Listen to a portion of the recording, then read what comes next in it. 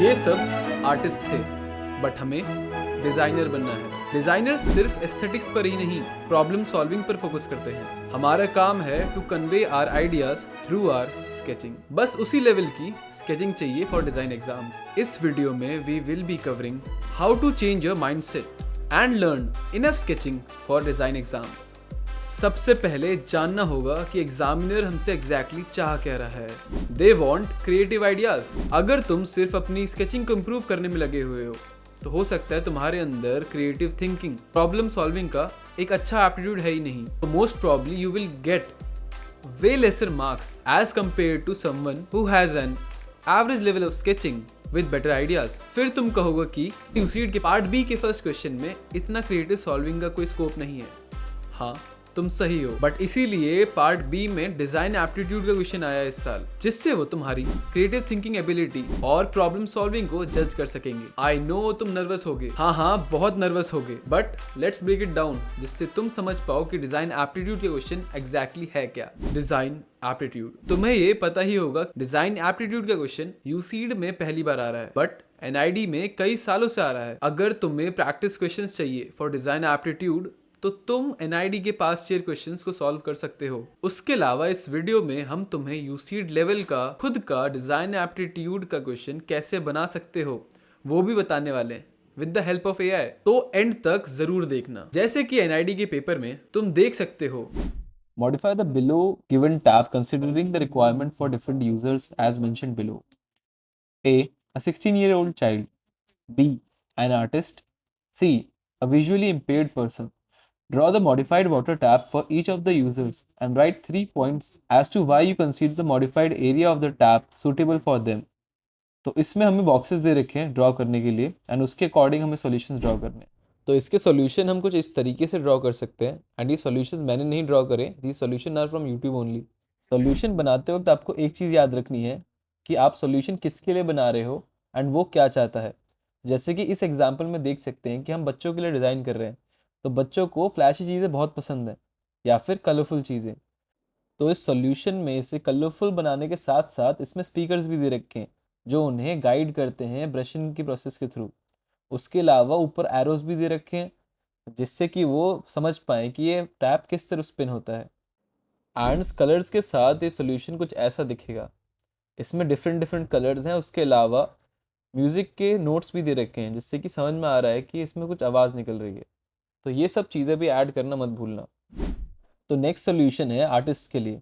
Artist को सबसे ज़्यादा वाटर की ज़रूरत होती है फॉर क्लीनिंग देयर ब्रशेस। जैसे कि इस सोल्यूशन में एक ट्रे दे रखी है जिसमें हार्ड रिजेस हैं, उससे आप ब्रश को आसानी से साफ़ कर सकते हैं। एंड वाटर का प्रेशर मैक्सिमम का रखा है जिससे कि ब्रश इजीली साफ़ होंगे। एंड जो ये ट्रे है इसे भी आप वापस रोटेट कर सकते हैं। तो ये एक यूनिवर्सल डिज़ाइन है। यूनिवर्सल डिज़ाइन वो डिज़ाइन होती है जिसमें दूसरे यूज़र्स को कोई प्रॉब्लम नहीं होती है। तो ये टैब एक नॉर्मल टैब भी है, उसके अलावा एक आर्टिस्ट स्पेसिफिक टैब भी बन सकता है। तो अगर आप एग्जाम में कुछ इस तरीके का सोल्यूशन दोगे तो इससे आपको ज़्यादा मार्क्स मिलने के चांसेस हैं। This solution is for visually impaired people. ये सॉल्यूशन भी एक यूनिवर्सल डिज़ाइन है क्योंकि ये इस तरीके से डिज़ाइन किया गया है, अगर कोई विजुअली इम्पेयर्ड पर्सन यूज़ नहीं कर रहा है तो इसे बंद भी कर सकता है। तो फर्स्ट ऑफ ऑल इसमें सेंसर्स दे रखे हैं जो गाइड करते हैं यूज़र को टैप किधर है एंड इसका स्पाउट भी बड़ा है नॉर्मल टैप से। एक बेटर फीचर ये भी हो सकता अगर इसमें टच का सेंसर भी दिया होता या फिर एक स्विच जिससे कि टैप ऑन ऑफ हो सके। अब इस क्वेश्चन की बेसिक अंडरस्टैंडिंग तो तुम्हें मिल ही गई होगी, कैसे सॉल्व करना है, क्या माइंडसेट रखना है। अब आते हैं पार्ट बी के फर्स्ट क्वेश्चन पे, यानी कि पर्सपेक्टिव एंड सीन ड्राइंग, जो लास्ट 4 सालों से यूसीड में आ रहा है। तुम वीडियो को पॉज कर पढ़ सकते हो ये क्वेश्चंस में क्या आया है।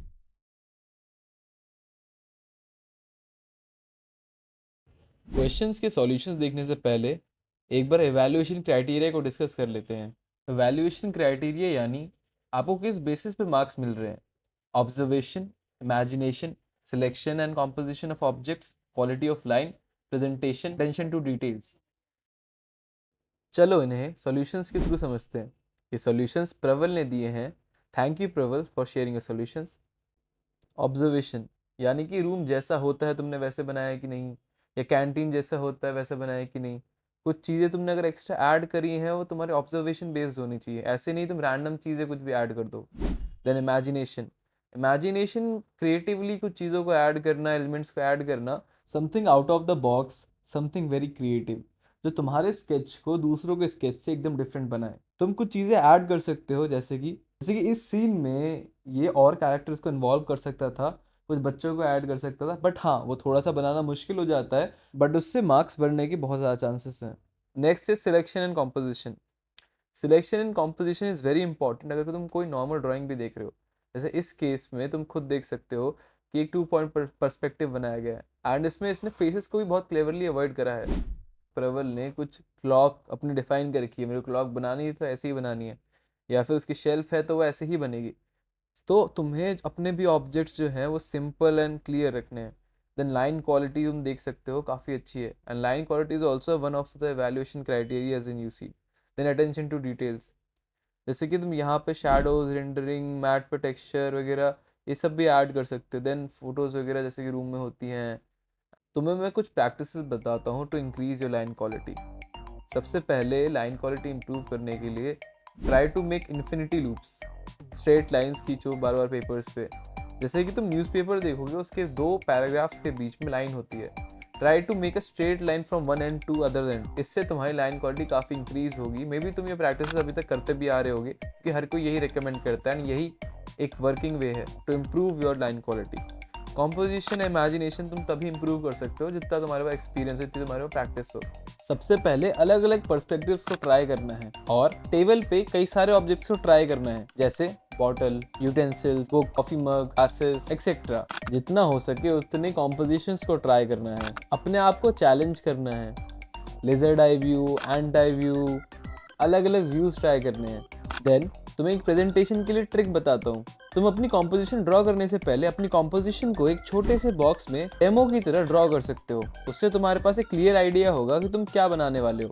देन अटेंशन टू डिटेल्स के लिए जो भी क्वेश्चन में लिखा हुआ है उसे एक जगह नोट डाउन करके लिख लो, जिससे तुम मेन कॉम्पोजिशन को बनाते वक्त कोई भी ऑब्जेक्ट मिस ना करो।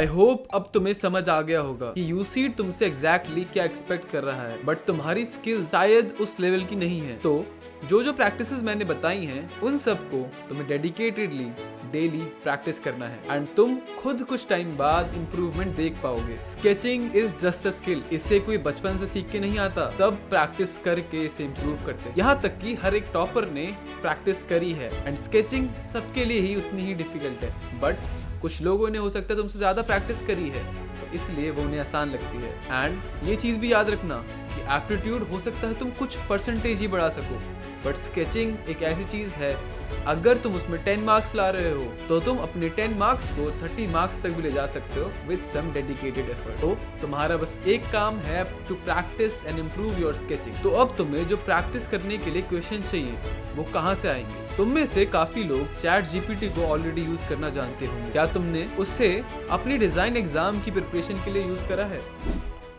सबसे पहले आपको गूगल में जाके चैट जीपीटी सर्च करना है। देन उसे ओपन करने के बाद you have to log in with your Google account. अगर नहीं है तो साइन अप कर लेना एंड देन हमें चैट जीपीटी में डाटा फीड करना है। Hey chat GPT, I am an UCEED aspirant. Basically हम उसे सारी इन्फॉर्मेशन दे रहे हैं जिससे कि वो एक बेटर आंसर हमें दे पाए, क्योंकि चैट जीपीटी एक चैट बॉट है। देन हमें इसमें लिखना है, I was looking for your help in creating design aptitude question. For practice it should be logical based and involve problem solving and take NID design aptitude question as reference for making the question। तो इसके बाद chat GPT हमें खुद का एक unique design aptitude question दे देगी जो शायद कभी भी पहले नहीं आया। तो हमें जो अभी ये क्वेश्चन आया है मुझे कुछ खास पसंद नहीं आया, इसमें हम कुछ चीज़ें और ऐड कर देंगे। Give me a more realistic product based question. अब जो क्वेश्चन आया है मुझे पसंद आ रहा है, it's for a urban backpack. चलो इसका सॉल्यूशन जानने के लिए हम एक फ्री एआई सॉफ्टवेयर यूज़ करने वाले हैं जिसका नाम है लियोनार्डो एआई। उससे पहले हम चैट जीपीटी को एक बार थैंक्स कर देते हैं। Thanks chat GPT, wish me luck for my exam. तो चैट जीपीटी हमें विश कर देता है। तो अभी हम अपना प्रॉम्प्ट कॉपी करेंगे, देन उसे लियोनार्डो के अंदर डाल देंगे। लॉगिन कर सकते हैं विद गूगल आईडी एंड यहाँ पे इमेज जनरेशन में जाकर हमें जनरेट करना है हमारे सॉल्यूशन को। तो हमारा सॉल्यूशन कुछ इस तरीके से निकलेगा। तो इस मेथड से हम क्वेश्चंस खुद से बना सकते हैं और उसके सॉल्यूशंस भी देख सकते हैं। होपफुली आपको समझ में आ गया। कोई भी डाउट हो तो आप कमेंट सेक्शन में पूछ सकते हैं। अगर तुम्हें ये वीडियो जरा से भी इंफॉर्मेटिव लगे, प्लीज लाइक दिस वीडियो। उससे मुझे मोटिवेशन मिलती है to make more videos for you. And subscribe to this channel for more design related videos. And comment करके बताना कि तुम्हें अगली वीडियो किस टॉपिक पे चाहिए। Thank you very much and all the best for your design exams.